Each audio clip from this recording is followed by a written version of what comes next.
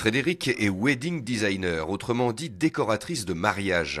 Fraîchement arrivée de région parisienne, la Brainbox était l'idéal pour développer son activité. J'ai trouvé complètement par hasard dans un bulletin d'information municipal qu'il y avait un coworking ici.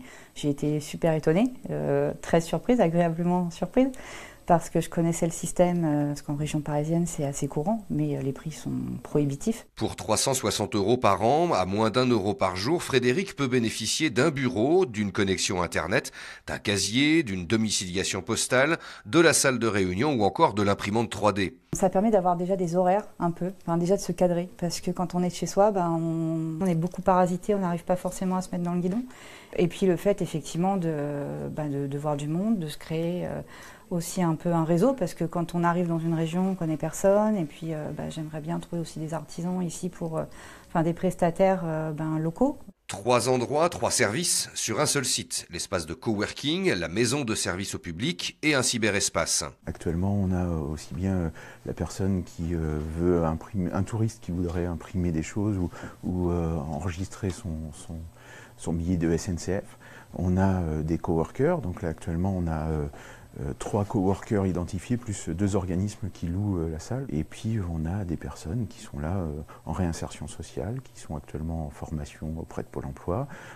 On a des permanences pour la médecine du travail, donc on a tous les employés du secteur qui viennent consulter le médecin du travail. Le précédent espace public numérique installé à Saint-Michel-en-Brenne était devenu trop petit.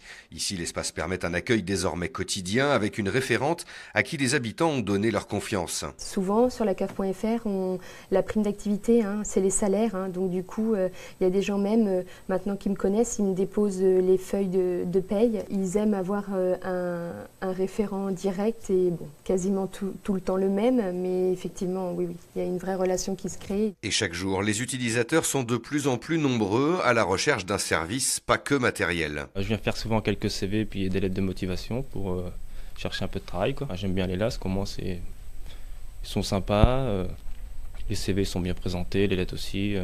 Et le service va encore se développer pour être au plus près des 5000 habitants de la communauté de communes. Notre idée, c'est de créer une borne en développement interne, borne interactive qui a 3 fonctions. Donc le fait de faire un lien visioconférence avec la Brainbox. Dans chaque mairie, on va pouvoir appeler la Brainbox pour avoir des renseignements, mais aussi se connecter dans les petites communes qui pour l'instant n'ont pas de dispositif de cyberespace. Et puis pendant un temps de pause de cette borne, quand elle ne fonctionnera pas, elle permettra de diffuser l'information locale. Alors ça va de la fête locale, les vœux, l'information météo, pourquoi pas des petits films. On a une chaîne YouTube, on s'aperçoit que le numérique est en train de vraiment révolutionner le monde rural et il faut surtout qu'on ne soit pas écarté de ce dialogue, contrairement aux villes où c'est inné, les opérateurs privés sont là. La Brainbox est ouverte depuis l'automne dernier.